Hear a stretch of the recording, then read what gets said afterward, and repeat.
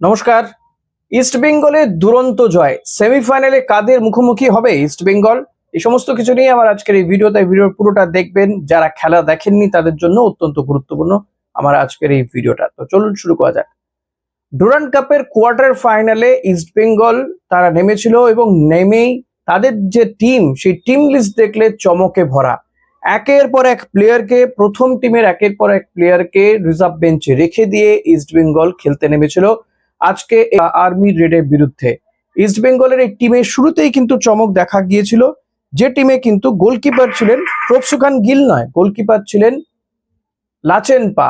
এবং সেখান থেকে শুরু, ডিফেন্সে একাধিক রদবদল। বরিস সিংকে খেলানো হলো নরেন্দ্র গেহলটকে বসিয়ে রাখা হলো কার্যত এই সন্দীপ মান্ডি, কিংবা বসিয়ে রাখা হলো আনোয়ার আলীর মতন প্লেয়ারকে। বুঝতেই পারছেন তাহলে কি টিম নিয়ে ইস্ট বেঙ্গল আজকের ম্যাচটায় নেমেছিল। এবং আপনারা যারা খেলা দেখেছেন তারা তো জানেনই। আমি যদি একটু বলি টিমটা: লাচেন পা, বরিস, নুঙ্গা, গেহলট, জয়। মানে ডিফেন্স যে টিমটা খেললো এই আল আরবির বিরুদ্ধে, দুর্দান্ত ডিফেন্সিভ দেখেছি আমরা ওই টিমটার বিরুদ্ধে। সেই টিমটার মাত্র একজনকে, ডিফেন্সের একজনকে রাখা হলো। বাকি দেখুন, গোলকিপার থেকে শুরু করে গোলকিপার চেঞ্জ, নেই আনোয়ার আলী, গোলকিপার প্রভসুখান গিল নেই, আনোয়ার আলী নেই, নেই সন্দীপ মান্ডি, নেই হার্দিক ভাট থেকে শুরু করে একাধিক প্লেয়ার। একমাত্র জয়কে রাখা হলো, বাকি এই পুরো টিমটাকেই বদলে দেওয়া হলো। পাশাপাশি যদি মাঝমাঠে দেখি, সেখানে রোহিত, রশিদ এবং রামিরেজ, এরা হচ্ছে মাঝমাঠে। আগের টিমটার থেকে ফার্স্ট টিমের দুজন, রশিদ এবং রামিরেজ। রোহিত কুমারকে খেলানো হলো জিকসনকে বসিয়ে দিয়ে, বিষ্ণুকে খেলানো হলো, ক্রিসকে খেলানো হলো, ডেভিডকে খেলানো হলো। বুঝতে পারছেন? অর্থাৎ ডুরান্ড কাপে একেবারে প্রথম কোয়ার্টার ফাইনালে নেমেই প্রথম থেকেই কিন্তু এক্সপেরিমেন্টে গেলেন আন্তোনিও লোপেজ হাবাস। এবং আপনাদেরকে বলেইছিলাম যে যারা এই ম্যাচটা খেলেছে, এএফসি ম্যাচটা খেলেছে, অর্ধেক প্লেয়ারই তারা যথেষ্ট টায়ার্ড ছিল। এই টায়ার্ড প্লেয়ারদেরকে হয়তো নাও নামাতে পারে, কিন্তু রশিদ অনেক বেশি টায়ার্ড ছিল, কিন্তু তবুও তাকে নামানো হলো ক্যাপ্টেন্সি করানোর জন্য। এবং ক্যাপ্টেন আর্মব্যান্ডটা রশিদের সঙ্গে কিন্তু একটা জয়ের একটা একটা অদ্ভুত ব্যাপার রয়েছে। মানে ইস্ট বেঙ্গলের জয়ের ক্ষেত্রে রশিদ যতবার আর্মব্যান্ড পড়েছে, ইস্ট বেঙ্গল জয় পাওয়াটা সহজ হয়েছে। তবে আজকে ইস্ট বেঙ্গল আর্মি রেডকে তারা 1-0 গোলে হারিয়েছে। বিষ্ণুর গোল, এবং গোলের পাসটা কার দেওয়া ছিল ভাবুন একবার, পাসটা দিয়েছিল ক্রিস ইকোনমিডিস। ক্রিসের খেলা কিন্তু আজকে যথেষ্ট মন ভরিয়েছে, বেশ কয়েকবার অ্যাটাক করেছে, গিয়েছে, গোল পেলেও পেতে পারতো, কিন্তু বিষ্ণু হেডে গোলটা করেছে, যথেষ্ট ভালো গোল। আর্মি একাদশ তারাও, বা রেড আর্মি, বা আর্মি রেড, রেড আর্মি না, আর্মি রেড, তারাও কিন্তু যথেষ্ট ভালো লড়াই করেছে। আর সেই লড়াইটা করতে পেরেছে, তার কারণটা হচ্ছে ইস্ট বেঙ্গল তারা তাদের প্রথম টিমটাকে না নামিয়ে একটা এক্সপেরিমেন্ট। ভাবুন, কোয়ার্টার ফাইনালের মতন ম্যাচে কোন কোচ চাইবে এক্সপেরিমেন্ট করতে? এবং যে টিমটা আল আরবির বিরুদ্ধে দুর্দান্ত ফুটবল খেললো, 4-4টে গোল করলো, সেই টিমটাকে কিনা বদলে দেওয়া হলো। এটা তো কারো ভাবনা আসবে না। আমার মনে হয় না এই আর্মির কোচ, তাদের ভাবনাতেও এসছে যে হাবাস এমন একটা পরিকল্পনা করতে পারেন, ফার্স্ট 11-এ একাধিক প্লেয়ারকে চেঞ্জ করে দিতে পারেন। ফলত শুরু থেকে কিন্তু একটু দ্বন্দ্বে তারা পড়ে গিয়েছিলেন। এবং ইস্ট বেঙ্গল আমরা দেখলাম যে পরের দিকে এডমুন্ড সহ জেসিন টিকেদের নামিয়েছিল। জেসিন টিকে বা বিপিন সিং, এরা তো গোল পেতেই পারতো। মানে সহজ সুযোগ দুজনেই, বিপিন সিং এর পাশ থেকে জেসিন টিকে, কিংবা জেসিন টিকের পাশ থেকে বিপিন সিং, দুজনের যে সহজ সুযোগ নষ্ট করেছে। গোলের সংখ্যা কিন্তু আরো বাড়তে পারতো, কারণ একটা গোল কখনোই কিন্তু মানে সেই ভরসাটা দেয় না যে ম্যাচটা জিতিয়েই দেবে। ইন্স্যুরেন্স গোল করতেই হয়, তাই মুহুমুহু আক্রমণ ওরাও করছিল আর্মির প্লেয়াররা, কিন্তু শেষমেশ গোলটা করতে পারেনি। লাচেন পারও প্রশংসা করতে হবে, বেশ কয়েকবার সে বেরিয়ে এসে এমন বাঁচিয়েছে যেটা কিন্তু গোল হতে পারতো।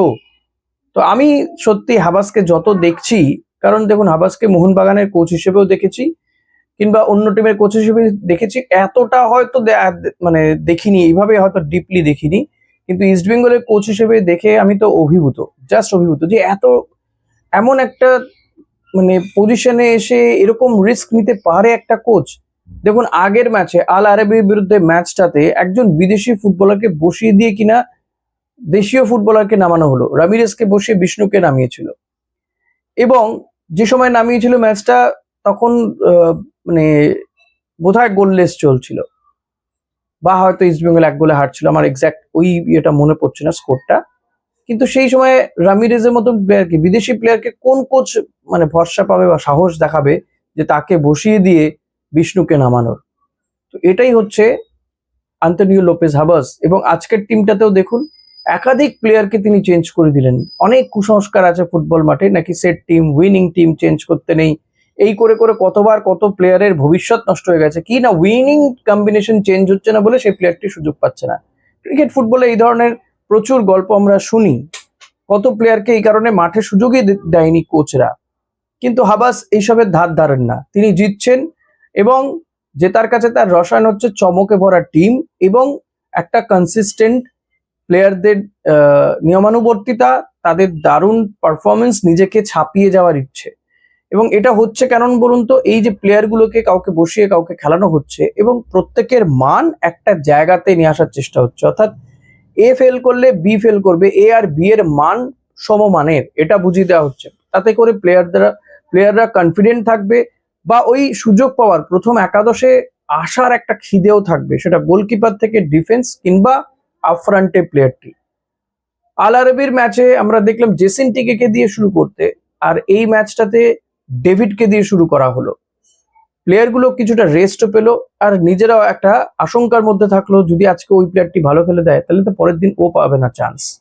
এই যে নিজেদের মধ্যে একটা প্রতিযোগিতা, এটা যেমন টিমের বন্ডিং ভালো করে, পাশাপাশি একে অপরকে ছাপিয়ে যাওয়ার একটা ইন্টারনাল কম্পিটিশনটাও হয়, সেইটা টিমের মধ্যে সেই তাগিদটা তৈরি করে, আরো প্লেয়ারদেরকে ভালো খেলতে তাগিদ যোগায়। সেটাই কিন্তু হাবাস করতে চাইছেন বলে এখনো পর্যন্ত আমার যা রিডিং আমি সেটা বললাম। আমার সাথে সহমত হলে জানাবেন, যদি দ্বিমত হন সেটাও জানাবেন, যে কেন আপনারা অন্য কিছু ভাবছেন সেটা বুঝাবেন। তো এহেন টিমটা জয় পাবে এটা এতটা অনেকেই ভাবেননি, তবে অনেকে ভেবেছিলেন হয়তো জয় পেতে পারেন, কিন্তু গোল কত হবে সেটা বুঝতে পারছিলেন না। কারণ এই আর্মিদের টিমটা কিন্তু যথেষ্ট ভালো, গ্রুপ লিগে 3টে ম্যাচে 3টেতেই জয় পেয়েছে, মহামারানের মতন টিমকে তারা 2-1 গোলে হারিয়েছে। তো যথেষ্ট ভালো খেলেছে তারা, আজকেও খেলেছে, কিন্তু তারা গোলটা করতে পারেনি। গোল যে করবে ম্যাচ সে জিতবে, 1 গোলে জেতাটাও জেতা। অনেকে হয়তো ক্রিটিসাইজ করে বলবে, ও বাবা এই টিমটার বিরুদ্ধে 1 গোল দিল মাত্র। তারা আবার তুলনা করবে যে আল আরবির টিমটা তার মানে আরো খাজা ছিল। হ্যাঁ, বিষয়টা তেমন নয়। আসলে সেই টিমটা যে খেলানো হয়েছিল, আর তারপরে মাত্র এই 1-2 দিনের গ্যাপেই আর একটা ম্যাচ। সো হাবাজ আলাদাই চিন্তা ভাবনা করেছেন, যার সাথে কারো চিন্তা ভাবনা মিলবে বলে তো আমার মনে হয় না। এবার প্রথম সেমিফাইনালটা দিল্লি এসসি জিতেছে, 5 গোল দিয়েছে তারা। দিল্লি এসসি জিতে তারা ফার্স্ট সেমিফাইনালে চলে গেছে, প্রথম কোয়ার্টার ফাইনালটা তারা জিতেছে এবং সেকেন্ড কোয়ার্টার ফাইনালটা ইস্ট বেঙ্গল জিতলো। ফলত এই দুটো টিমের মধ্যেই কিন্তু ফার্স্ট সেমিফাইনালটা হবে, দিল্লি এসসি এবং ইস্ট বেঙ্গল। এর আগে রোটে ছিল, যখন কোয়ার্টার ফাইনালের ফিক্সচারটা রেডি হয়নি, রোটে ছিল যে দিল্লি এসসির সঙ্গে কোয়ার্টার ফাইনাল, দিল্লি এসসির সঙ্গে খেলা পড়ছে, সেটা কোয়ার্টার ফাইনালে নয় সেমিফাইনালে দিল্লি এসসি ইস্ট বেঙ্গল মুখোমুখি হবে। এখন এই ম্যাচটা কিন্তু ভালো ম্যাচ হবে, হাড্ডাহাড্ডি ম্যাচ হবে, কারণ দিল্লি এসসির টিমটা যথেষ্ট ভালো। এবার তারা বিদেশিদের বেশ ভালো রিক্রুট করেছে, বিদেশিরা যথেষ্ট ভালো ফর্মেও রয়েছে, দেখতেই পাচ্ছেন তাদের ফলাফল, ম্যাচগুলো তারা কতটা ভালো খেলছে। দিল্লি এসসি বনাম ইস্ট বেঙ্গল এই ম্যাচের প্রিভিউ নিঃসন্দেহে হবে আমার চ্যানেলে অতি অবশ্যই। তো আরেকটা বিষয় হলো যে সেমিফাইনাল ম্যাচের আগে বেশ কিছু প্লেয়ারকে কিন্তু হাবাস নতুন করে দেখে নিলেন, কোয়ার্টার ফাইনালে দেখে নিচ্ছেন। এই যে দুঃসাহসটা, এটা আমার মনে হয় না কেউ দেখাবেন। হাবাসের এই দুঃসাহসকে আপনারা কিভাবে দেখেন জানাবেন। আনোয়ার আলীকে বসিয়ে রাখা হচ্ছে, তাকে রেস্ট দেওয়া হচ্ছে, পাশাপাশি দেখে নেওয়া হচ্ছে অন্যান্য প্লেয়ারদের। এই দুঃসাহস কে দেখাবেন বলুন? তো আনোয়ার সহ এই সন্দীপ মান্ডি, আনোয়ার এই বা প্রফসি খান গিল, এই প্লেয়ারগুলো কিন্তু দারুণ চনমনে থাকবে, কারণ তারা রেস্ট পেলো অনেকটা। জিকসনকে পরে হাফে নামিয়েছিল দেখলাম, কিন্তু তবুও তারা খুব বেশি লোড হয়নি তাদের। এই প্লেয়ারগুলো কিন্তু দারুণ ফর্মে থাকবে, রেস্ট থাকবে, আবার পরের ম্যাচে ঝাঁপানোর একটা তাগিদও থাকবে তাদের মধ্যে। এটাই তৈরি করছেন হাবাস। এখন দেখা যাক, সেমিফাইনাল কিন্তু টাফ ম্যাচ হতে চলেছে। তো এই টাফ ম্যাচটা কি করে হাবাস বার করবেন সেটাও একটা বড় ব্যাপার। সেই ম্যাচে কি চমক থাকে, কারণ তখন ফার্স্ট 11 মেলানোটা সত্যি কঠিন হয়ে যাচ্ছে। হাবাস কি করছেন, কি বলছি, মিলছে না কিছুই। তো যাই হোক, আজকে ম্যাচটা জিতে সেমিফাইনালে গেল ডুরান্ডের। গতবার কিন্তু ডুরান্টের সেমিফাইনাল থেকেই ছিটকে গিয়েছিল east Bengal, diamond Harbour FC বিরুদ্ধে হেরে গিয়ে। তো এবার দিল্লি এসসি, দেখা যাক কি হয়। তো আজকের মতো ভিডিওটা এখানেই শেষ করি। ভালো লাগলে লাইক কমেন্ট শেয়ার তো অতি অবশ্যই করবেন, মেম্বারশিপ নিতে পারেন। আর আমার চ্যানেলে যে প্রোডাক্টগুলো দেখাচ্ছে, যদি প্রোডাক্টগুলো ভালো লাগে সেগুলো কিনতে পারেন, বা সেখান থেকে গিয়ে আপনারা বিভিন্ন যে সাইটগুলো রয়েছে ফ্লিপকার্ট বা মিন্ত্রা, সেখান থেকে জিনিস কিনতে পারেন। নর্মালি আমি ফ্লিপকার্টের জিনিসগুলো শেয়ার করি, এটা ইউটিউবের একটা ফিচার। তো আমি বলে দিলাম একবার, যদি আপনাদের মনে হয় তো কিনতে পারেন। Thank you.